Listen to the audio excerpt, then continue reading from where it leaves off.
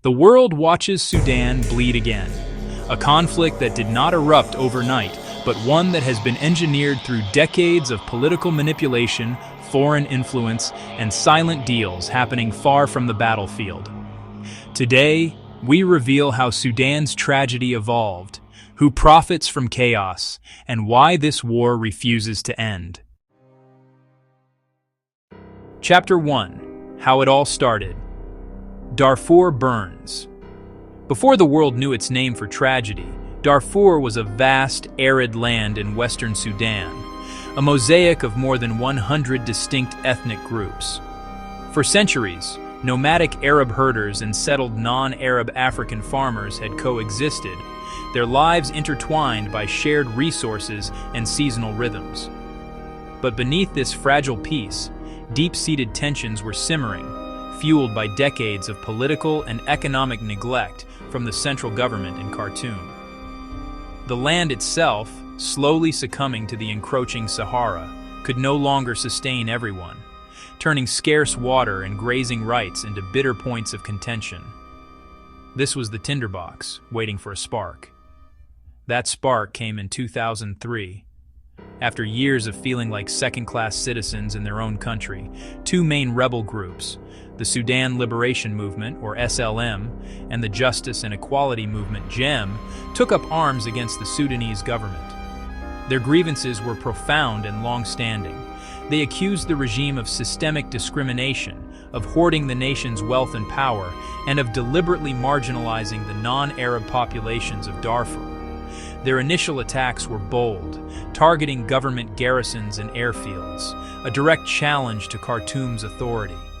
They demanded not secession, but a new Sudan, one where power and resources were shared equitably among all its people. The government's response was swift, brutal, and devastatingly effective. Instead of relying solely on its national army, it unleashed a new and terrifying proxy force, a militia of Arab fighters on horseback who came to be known as the Janjaweed. The name itself, loosely translated as devils on horseback, would soon become synonymous with terror. Recruited from local Arab tribes and armed by the state, the Janjaweed were given a free hand. Their mission was not simply to fight the rebels, it was to terrorize the civilian populations from which the rebels drew their support. This was counterinsurgency as ethnic cleansing. What followed was a catastrophe of unimaginable proportions. The pattern of attack was chillingly consistent. Government planes would bomb a village from the air, sowing chaos and terror. Then, the Janjaweed would storm in on horseback and camels. They murdered, they looted, and they systematically used rape as a weapon of war. They didn't just drive people out, they erased their existence, poisoning wells, burning crops, and slaughtering livestock to ensure no one could ever return. In this scorched earth campaign, more than 300,000 civilians were killed. Faced with this onslaught, millions fled their homes with nothing but the clothes on their backs.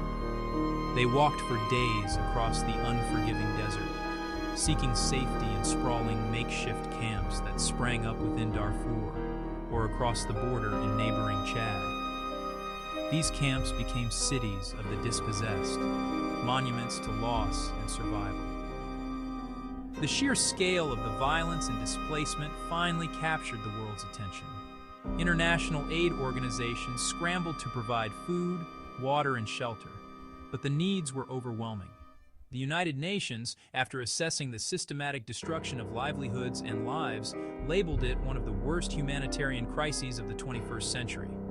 The United States government went further, calling it the first genocide of the new millennium. For the world watching on television screens, the haunting images of burned villages, hastily dug mass graves, and the endless sea of tents in refugee camps became the defining symbols of Sudan's darkest chapter. The name Darfur was no longer just a place on a map. It was a global shorthand for suffering, a stark reminder of the world's capacity for inhumanity, and a question of its willingness to intervene. The fires that began in 2003 would cast a long, dark shadow over the nation for decades to come.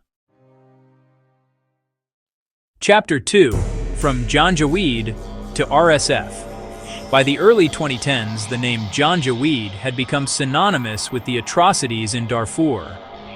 The international community was demanding justice, and the government of Omar al-Bashir, itself facing charges from the International Criminal Court, needed a way to deflect the mounting pressure.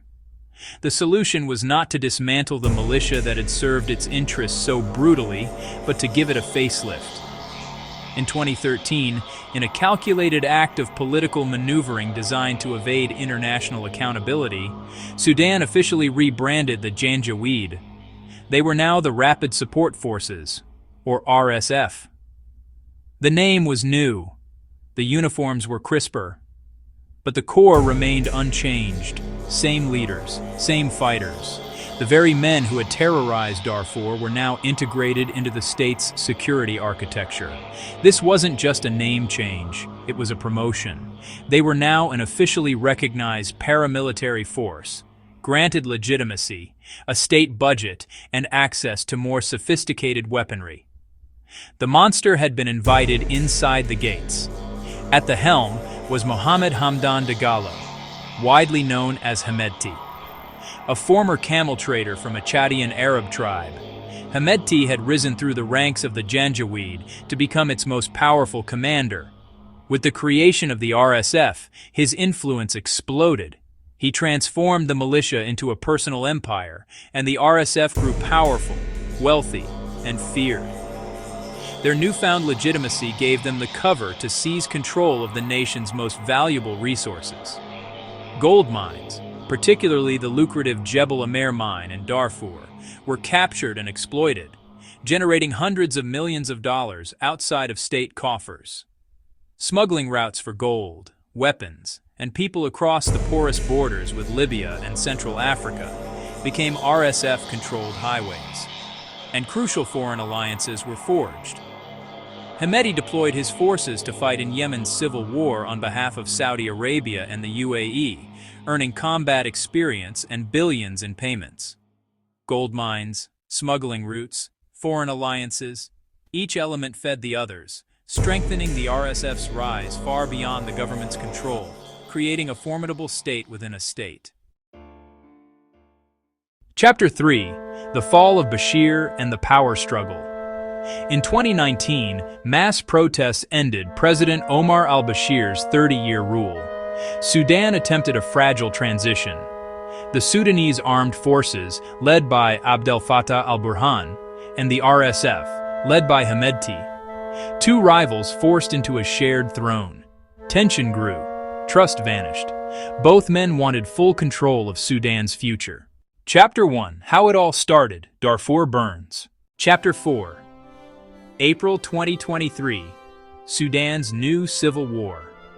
On the morning of April 15th, the fragile calm that had settled over Sudan was irrevocably shattered. The simmering tensions between General al-Burhan's Sudanese armed forces and General Hemedti's Rapid Support Forces finally boiled over. What began as a political standoff, a tense war of words and troop movements, erupted into open warfare. The capital, Khartoum, a city of over 5 million people, woke not to the call to prayer, but to the deafening sounds of gunfire and explosions. The power struggle had reached its violent, inevitable conclusion. The RSF launched a series of coordinated large-scale attacks on key military and strategic positions across Khartoum, turning Sudan's sprawling capital into a brutal, house-to-house battlefield.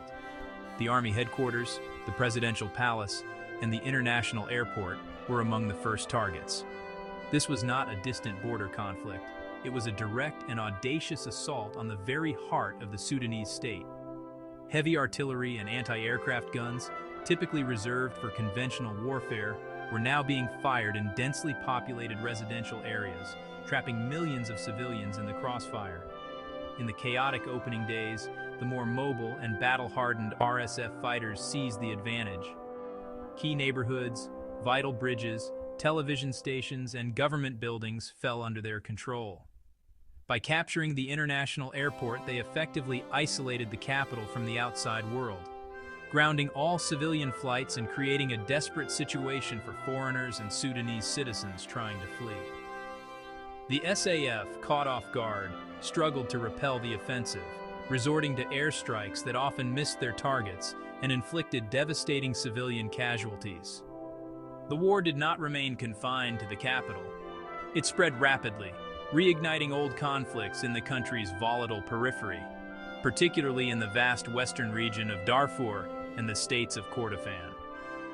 These regions, already scarred by decades of violence and neglect, were plunged back into a cycle of bloodshed, displacement, and humanitarian crisis. The conflict's geography expanded, but its brutal nature remained the same. As the fighting intensified, so too did the brutality.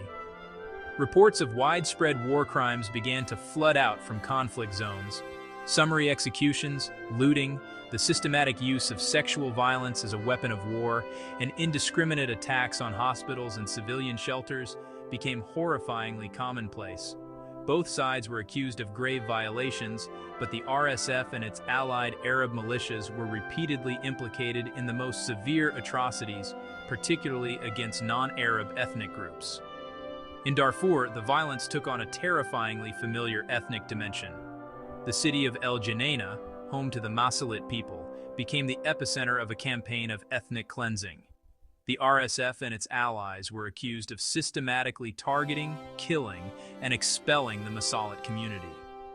The chilling echoes of the early 2000s genocide grew louder as the world was once again confronted with horrors it had promised, but failed to never allow again.